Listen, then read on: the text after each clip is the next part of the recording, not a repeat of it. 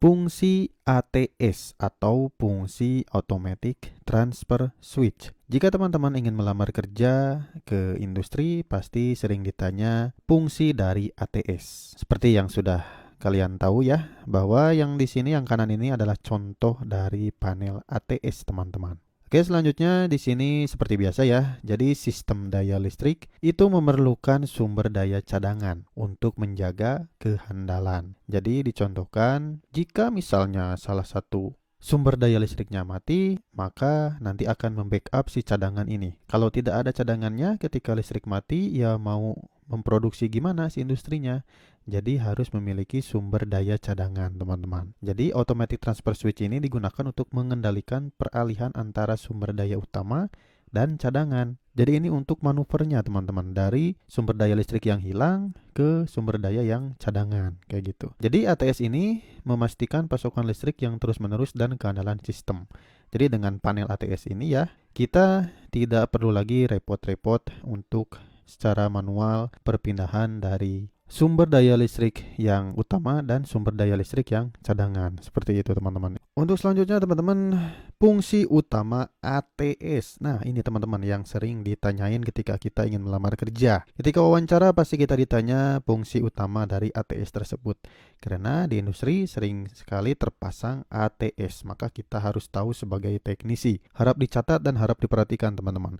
Jadi yang pertama, fungsi utama ATS itu yaitu untuk mengendalikan peralihan antara sumber daya listrik utama dan cadangan. Jadi si panel ini nanti untuk mengendalikan antara peralihan sumber daya listrik utama dan cadangan, sehingga industri tersebut tetap tersuplai oleh sumber daya listrik, kayak gitu. Jadi tidak akan mati lama ya untuk si industri tersebut. Tetap aja memproduksi karena dimanuver untuk daya listriknya oleh si ATS ini. Untuk selanjutnya yaitu memastikan pasokan listrik yang terus-menerus. Ya seperti yang sudah tadi saya jelaskan, si ATS ini untuk memastikan pasokan listrik agar terus-menerus menyaplai ke industri kita. Jadi contohnya di sini sumber dayanya hilang dan cadangannya akan langsung on sehingga mensuplai ke industri-industri. Sehingga untuk produksinya tetap berjalan terus-menerus, teman-teman. Seperti itu contohnya. Untuk selanjutnya yaitu mengurangi downtime dan gangguan pada peralatan listrik. Nah, dicontohkan jika terjadi pemadaman di area tersebut, maka ketika ATS ini langsung manuver ke daya cadangan, maka akan mengurangi waktu dan gangguan pada peralatan listrik. Jika misalnya di sini tidak terjadi manuver dan tidak ada daya cadangan, maka nanti untuk produksinya contohnya tidak ada. Terus waktunya lama ketika ingin memproduksi lagi. Terus pada mesin-mesin kan pada mati, sehingga bisa memungkinkan terjadi gangguan di mesin tersebut ketika menyala kembali. Maka dari itu, di sini fungsi ketiga yaitu mengurangi downtime dan gangguan pada peralatan listrik. Nah, teman-teman, harap dicatat untuk fungsi utama ini karena sangat penting ketika kita ingin diwawancarai ketika masuk ke industri. Pasti ditanya tentang ATS, teman-teman. Oke, selanjutnya yaitu prinsip kerjanya, teman-teman. Nah, di sini saya contoh ATS yang sederhana ya, yang dasar. Jadi prinsip kerjanya itu ATS selalu memantau tegangan sumber daya utama.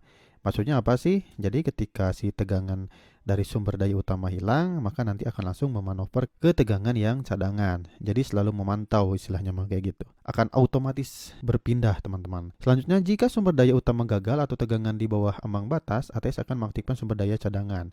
Nah, seperti yang sudah tadi saya jelaskan juga, jika sumber utamanya gagal atau ada masalah di sumber utamanya, maka nanti ATS ini akan mengaktifkan sumber daya cadangan langsung menyaplai ke industri. Sehingga industrinya tetap produksi dan tetap aman gitu. Untuk selanjutnya nomor 3 yaitu setelah sumber daya utama pulih, maka ATS akan memindahkan beban kembali ke sumber daya utama. Jadi intinya ketika sumber daya utamanya pulih kembali atau menyala kembali si tegangannya, maka nanti akan kembali lagi ke sumber utama. Yang sumber cadangan tadi akan otomatis padam, teman-teman. Jadi supply-nya prioritas utamanya yaitu sumber daya yang utama, kayak gitu. ATS memastikan peralihan yang aman dan cepat antara sumber daya listrik. Nah, kalau kita benar memasangnya, tidak ada kesalahan, maka ATS ini akan memastikan peralihan yang aman, teman-teman. Jadi dari manuver dari cadangan ke sumber utama aman, dari sumber utama ke cadangan aman juga. Seperti itu, teman-teman. Jika kita pemasangannya secara normal dan secara aman, kayak gitu. Untuk selanjutnya, cara kerja ATS. Sebenarnya tadi sudah saya jelaskan cara kerjanya juga. Jadi di sini ada load. Load ini adalah bebannya. Ini adalah sumber supply utama dan ini adalah sumber standby supply atau cadangannya. Jadi untuk normalnya itu teman-teman, prioritas utamanya yaitu supply dari sumber utama dari sini contohnya. Dari sini akan supply terus ke load. Di sini ada tegangan cadangan ketika terjadi pemadaman di salah satu sumber listrik utamanya. Contohnya jika terjadi pemadaman di sumber listrik ini, maka nanti si ATS ini akan manuver ke kanan. Contohnya akan menyaplai dari sumber cadangan ini. Yang awalnya dari sini ABC masuk ke load. Kalau dari ABC ini hilang tegangannya, maka akan otomatis ke ABC yang kedua ini. Ke sumber tegangan yang cadangan ini akan ngalir masuk ke load ini. Sehingga untuk loadnya akan tetap menyala teman-teman, atau akan tetap memproduksi kalau industri. Sehingga industri pun akan tetap memproduksi dan akan tetap jalan untuk pabriknya. Terus ketika tegangan sumber utamanya menyala kembali, yang ini ya, yang ABC ini, maka nanti akan manuver lagi si ATS-nya secara otomatis. Dari sumber daya cadangan masuk ke sumber daya utamanya. Sehingga sumber cadangannya nanti akan tidak menyaplai lagi dan yang supply utama akan menyaplai terus-menerus. Jadi prioritas utamanya yaitu terus-terusan dari supply sumber daya utama teman-teman. Nah ini untuk cara kerja dari ATS dasarnya ya. Ini ATS-nya seperti ini. Ada juga ATS yang berbentuk panel kayak tadi. Biasanya berbentuk panel kayak tadi itu berupa kontaktor-kontaktor di dalamnya teman-teman. Kalau ini sudah satu include dengan ATS-nya langsung di dalamnya, sudah tidak perlu rakit-rakit lagi ya. Kalau kayak gini tinggal masukkan saja sumber utama dan sumber cadangannya. Seperti itu. Nah di sini untuk pengaplikasian ATS ada di rumah sakit teman-teman, sudah pasti ya. Rumah sakit itu yang paling utama karena bayangkan saja ketika lagi dioperasi seseorang lalu tiba-tiba mati gitu untuk listriknya, untuk supply-nya. Ya mau gimana lagi? Pasti tidak akan jalan untuk operasinya, bener gak? Tapi jika ada ATS ini, maka sumber cadangan yang dari genset contohnya atau yang dari baterai, maka akan langsung menyaplai ke rumah sakit ini ketika terjadi pemadaman di area tersebut. Sebagai pusat data, sebagai ke industri. Nah, tadi saya juga sudah jelaskan sebagai ke industri kayak gimana ya, nanti bisa akan terus-menerus memproduksi.